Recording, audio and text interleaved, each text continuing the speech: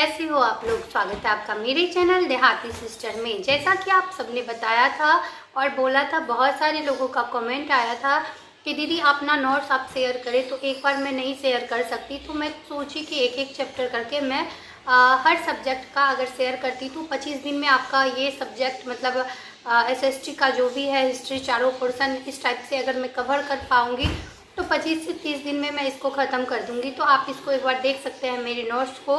तो मैं एक एक क्लास करके रोज़ ही शेयर करने की कोशिश करूंगी, लेकिन जितना प्यार और सपोर्ट आप सबका दिखेगा मुझे कमेंट में या फिर वीडियोस में, तो मैं और मोटिवेट होके और भी अदर सब्जेक्ट का क्लास वाइज अपना नोट शेयर करते रहूँगी। इससे पहले अगर आप मेरे चैनल पे नए हैं तो चैनल को सब्सक्राइब कर ले, बेल आइकन को प्रेस कर ले और थोड़ा शेयर भी करें, क्योंकि ये मेरा फर्स्ट जर्नी है। स्टार्टिंग में बहुत डिफ़िकल्ट होता है कुछ भी करना, तो आप लोगों के प्यार और सपोर्ट के बिना कुछ भी नहीं हो सकता। आज मैं भारतीय राष्ट्रीय कांग्रेस का एक चैप्टर जो मेरा नोट्स का है इसे मैं आप सबके साथ शेयर करूँगी। तो वीडियो में आप लास्ट तक बने रहें और इसे आप मतलब एक भी वर्ड को आप स्किप ना करें। और जैसे मैंने नोट्स बनाया है, क्लास 2 है, क्योंकि पहले क्लास में मैंने ये शेयर किया था कि आधुनिक भारत में हमें किन किन टॉपिक को पढ़ना है। अगर आपने वो वीडियो नहीं देखा है तो पहले उसको जाके देख ले, उसमें सारा ईस्वी दिया हुआ है, बगल में मेंशन किया हुआ है। मैं इसको देखिए इस टाइप से आप सबके लिए बनाई थी कि आपको इतना सारा ईस्वी एक बार में एक जगह मिल जाए, याद हो जाए। पहली बार जो भी एग्ज़ाम दे रहा है ना, उसके लिए वीडियो बहुत हेल्पफुल होने वाली है। तो आप इसे लास्ट तक देखें और इसे ही ना देखें, क्योंकि क्लास 1 क्लास 2 करके मैं डालती रहूँगी, तो आप मेरे नोट्स को यहाँ से देख पाएंगे। मेरे पास ज़्यादा सुविधा नहीं है, तो मैं ऐसे ही नोट्स शेयर कर सकती हूँ, थोड़ा आप लोग मैनेज कर लें। तो चलिए ज़्यादा बातें ना करके हम लोग जल्दी फटाफट अपना क्लास स्टार्ट करते हैं और अपना जर्नी यहाँ से शुरू करते हैं। आज से अगर आप 30-35 दिन देख लेंगे मेरे नोट्स को, ज़्यादा टाइम मैं नहीं ले रही हूँ, अभी तो नोटिफिकेशन भी नहीं आया है, पढ़ने का मन भी नहीं करता, तो आप मेरे चैनल पे अभी बने रहें। उसके बाद जैसे नोटिफिकेशन आता है, आप किसी का कोर्स लें या नहीं लें वो आपकी मर्ज़ी है, लेकिन फर्स्ट टाइम है तो मैं बताती हूँ कि कोर्स आप लें। तो अगर नहीं भी लेते हैं तो ये मेरे कोर्स का ही नोट्स है, तो मैं शेयर करने वाली हूँ ऑफिसर एकेडमी का कोर्स, और इसमें जितना भी और अदर क्वेश्चन मैंने ऐड किया है सारा चीज़।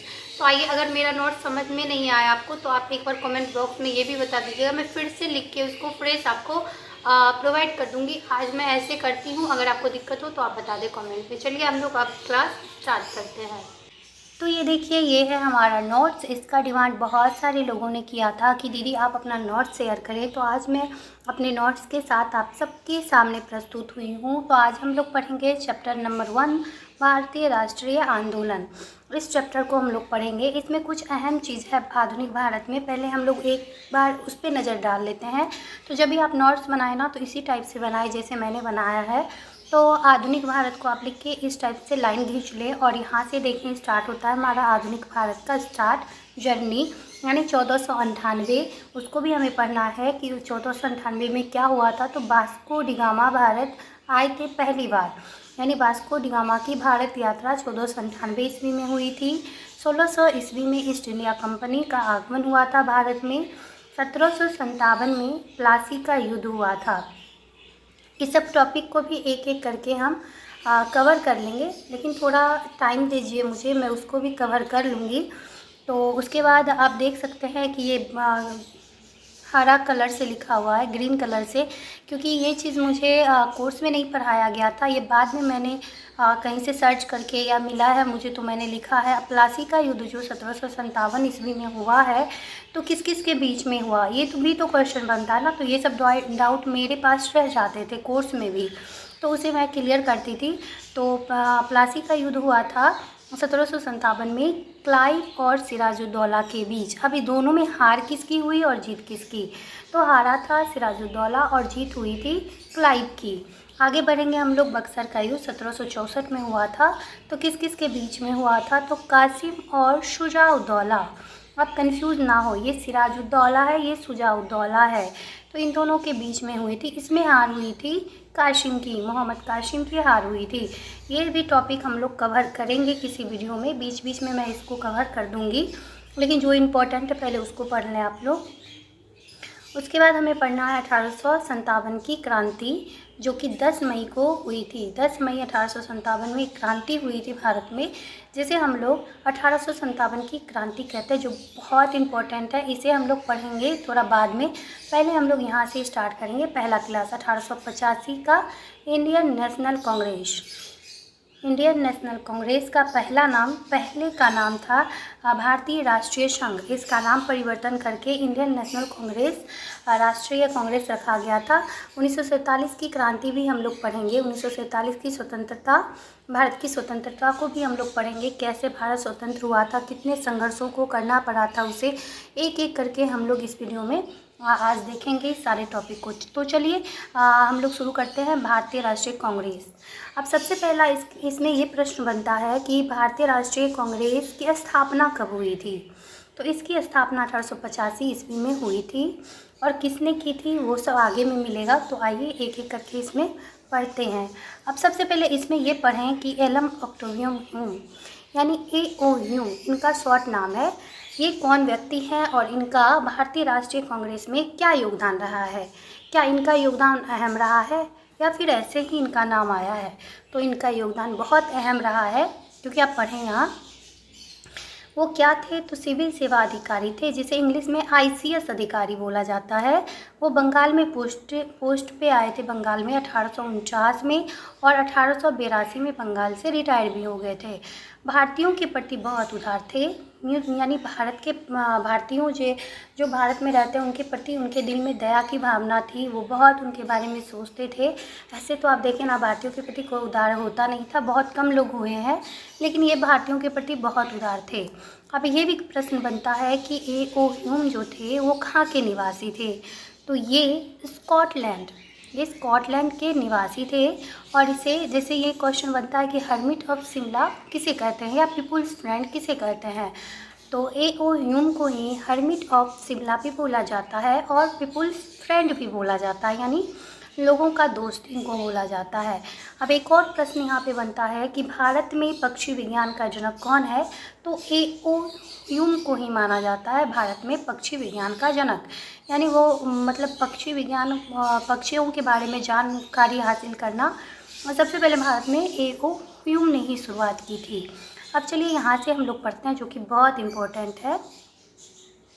1885 से 1885 में क्या क्या हुआ। 1885 में भारतीय राष्ट्रीय संघ की स्थापना हुई थी, जैसा कि हम लोग यहाँ पे भी पढ़े थे कि भारतीय राष्ट्रीय कांग्रेस की स्थापना 1885 में हुई थी। इससे पहले 1884 में, मैं बता देती हूँ, 1884 में भारतीय राष्ट्रीय संघ नाम पड़ा था इनका। इसको परिवर्तित करके 1885 में इसे रखा गया, भारतीय राष्ट्रीय कांग्रेस नाम रखा गया था। पहले ये संघ था। और इसके जनक एक मिनट, हाँ यहाँ से, और ये जो भारतीय राष्ट्रीय कांग्रेस का प्रथम अधिवेशन 1885 में हुआ था। तो यहाँ पर होना था पूना में, लेकिन वहाँ पर प्लेग फैल गया था। प्लेग एक प्रकार की बीमारी होती है, जो कि बहुत ही बेकार बीमारी होती है, एक दूसरे में फैलती है। तो प्लेग फैलने के कारण ये पूना में ना होकर, पूना में होना था लेकिन ये हुआ था बम्बई में। कई बार ये पूछा गया है कि प्रथम अधिवेशन जो हुआ था भारतीय राष्ट्रीय कांग्रेस का, वो कहाँ हुआ था। तो वो बॉम्बे में हुआ था। ऑप्शन में पूना भी होगा कन्फ्यूज़न के लिए, लेकिन हमें लगाना है बॉम्बे, क्योंकि होना था पूना में। क्वेश्चन को ध्यान से आप पढ़ेंगे तो आपको समझ में आएगा, लेकिन हुआ था बॉम्बे में। बॉम्बे में कहाँ हुआ था, तो गोकुल दास तेजपाल संस्कृत विद्यालय, ये भी बहुत बार पूछा गया है। और इसमें ये भी कई बार पूछा गया है कि भारतीय राष्ट्रीय कांग्रेस की जो स्थापना हुई थी 1885 में, उसमें कितने प्रतिनिधियों ने भाग लिया था प्रथम अधिवेशन में। तो प्रथम अधिवेशन में कुल 72 प्रतिनिधि ने भाग लिया था। कई बार ये भी पूछे जाते हैं कि कहाँ से कितने प्रतिनिधि ने भाग नहीं लिया था या लिया था। तो यहाँ पे मैं एक एक को बता देती हूँ आपको। बम्बई से 38 प्रतिनिधि ने भाग लिया था, मद्रास से 21 प्रतिनिधि ने भाग लिया था, बंगाल से 3 प्रतिनिधि और पंजाब से 3 प्रतिनिधि ने भाग लिया था। वहीं पर संयुक्त प्रांत से कितने प्रतिनिधि ने भाग लिया था, तो 7 ने लिया था, और बिहार से 0। अब बिहार मैंने 0 इसलिए लिखा है क्योंकि कभी कभी पूछ देता है, बिहार का एग्ज़ाम हो और बिहार के बारे में ना पूछे तो ऐसा हो ही नहीं सकता है। तो बिहार से 0 प्रतिनिधि ने भाग लिया था। अब देखिए, प्रथम जो अधिवेशन हुआ था भारतीय राष्ट्रीय कांग्रेस का, उसमें कुल 9 प्रस्ताव को पारित किया गया था। कितने प्रस्ताव थे? 9। अब 9 को आप डिटेल में पढ़ें, क्योंकि कभी कभी इसमें नहीं वाला क्वेश्चन ज़्यादा पूछता है कि कौन से प्रस्ताव को पारित नहीं किया गया था। तो आइए पढ़ते हैं हम लोग पहले। पहला था सेना के खर्च पर 50% घटाया जाए, यानी सेना का जो खर्च होगा उसको 50% घटाया जाए, क्योंकि उस समय में सेना पर बहुत सारे खर्च किए जाते थे। तो ये मांग थी भारतीयों की, और उचित मांग थी कि सेना पर जो खर्च किया जा रहा ना उसको आप घटा दीजिए, और उसका प्रतिशत 50% को घटा के 100% ना करिए, आप 50% घटा दीजिए उसमें से।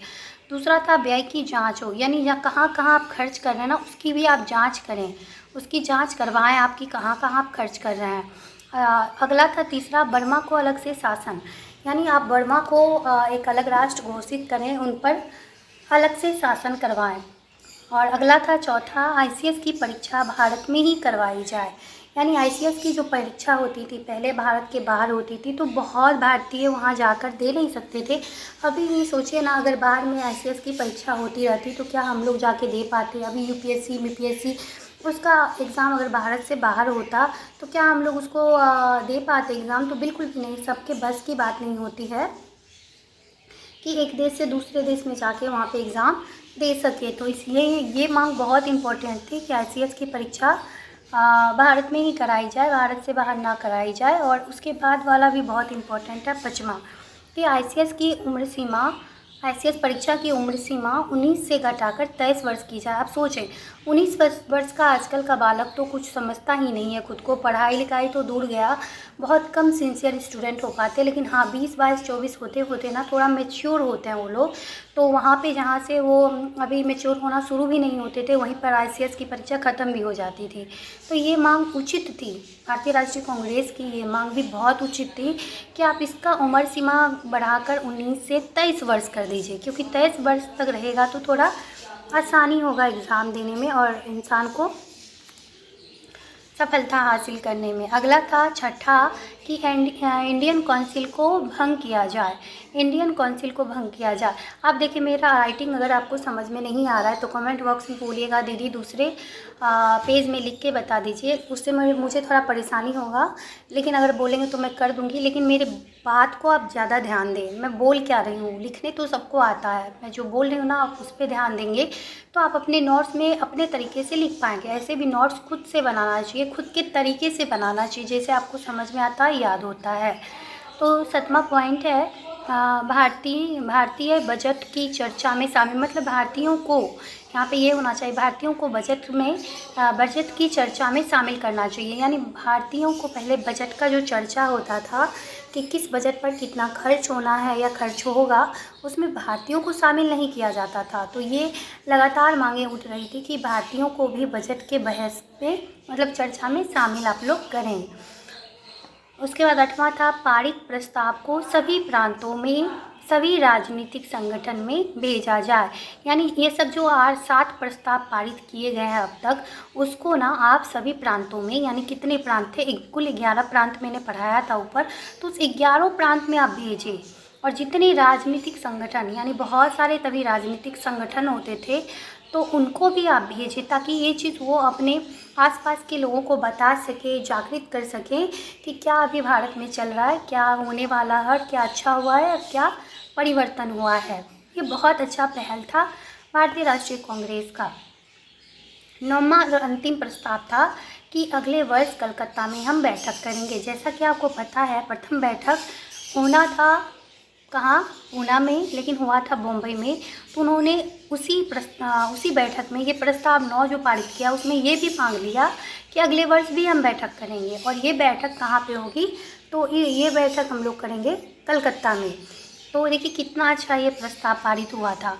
अब देखें यहाँ पर दादा भाई नौरोजी। अब दादा भाई नौरोजी का बहुत अहम रोल है भारतीय राष्ट्रीय कांग्रेस में, क्योंकि जैसा कि मैंने बताया कि 1884 में पहले 1884 में भारतीय राष्ट्रीय संघ नाम था, भारतीय राष्ट्रीय संघ, लेकिन इसे परिवर्तित किया था दादा भाई नौरोजी ने 1885 में। यही चीज़ लिखा हुआ है, मैं आपको पढ़ के बता देती हूँ। आइए, दादा भाई नौरोजी भारतीय राष्ट्रीय संघ कितना था 1884 में का नाम परिवर्तन किया और इंडियन नेशनल कांग्रेस यानी भारतीय राष्ट्रीय कांग्रेस को इंग्लिश में हम लोग इंडियन नेशनल कांग्रेस लिखते हैं। तो ये नाम परिवर्तन किया। अब कितने डेट को किया ये बहुत इम्पोर्टेंट है, इसको आप याद करें। 28 दिसंबर 1885 को किया था। अब प्रथम अध्यक्ष जो थे, प्रथम अधिवेशन जो हुआ था उसके प्रथम अध्यक्ष जो थे तो प्रथम अध्यक्ष 1885 में जो प्रथम अधिवेशन हुआ था उसके अध्यक्ष थे व्योमेश चंद्र बनर्जी। ये बहुत इंपॉर्टेंट है, ये पूछा भी गया है टीआरई एग्जाम में। आप प्रीवियस ईयर लगाए ना ये ना तो ये मिलेगा आपको। उस समय वायसराय थे लॉर्ड डफरिन, ये वायसराय थे डफरिन, और सचिव थे जो कि हम लोगों ने ऊपर पढ़ा था A.O. ह्यूम, इनका नाम मैंने पूरा बताया था उसको भी याद रखें। एलन एक्टिवियन ह्यूम ये था जो कि 1885 से 1906 तक चला था। अब देखिए एक चीज़ मैं अलग से बताऊंगी क्योंकि मैंने भी बहुत जगह ये पढ़ा है और बहुत इम्पोर्टेंट है ये तीनों चीज़, तो इनको आप एक बार ज़रूर पढ़ लें, याद कर ले, पढ़े नहीं, याद कर ले, घोट के पी जाएँ। कांग्रेस के गठन के सिद्धांत, कुछ सिद्धांत तभी बने थे। कांग्रेस का जब गठन हो रहा था ना तो बहुत सारे सिद्धांत बने थे, तो कुछ सिद्धांत यहाँ भी हैं। जैसे सुरक्षा का सिद्धांत किसने दिया था? सेफ्टी वॉल्यूम जिसे बोलते हैं, तो लाला लाजपत राय ने दिया था। संयंत्र का सिद्धांत रजनी पालमे दत्त, संयंत्र का सिद्धांत दिया था रजनी पालमे दत्त। ये संयंत्र है, षड्यंत्र जिसको हम लोग बोलते हैं, वो लिखा है पेंसिल से।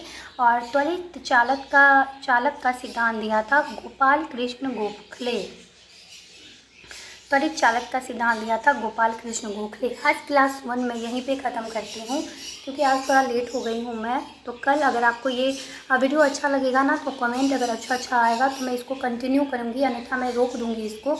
तो अगर आपको ये छोटा सा प्रयास मेरा अच्छा लगा होगा तो आप ज़रूर चैनल को सब्सक्राइब करिएगा, बेल आइकन को प्रेस करिएगा और थोड़ा शेयर करिएगा और अच्छा कमेंट करिएगा कमेंट बॉक्स में, क्योंकि बनाने में थोड़ा मेहनत लगता है ये चीज़।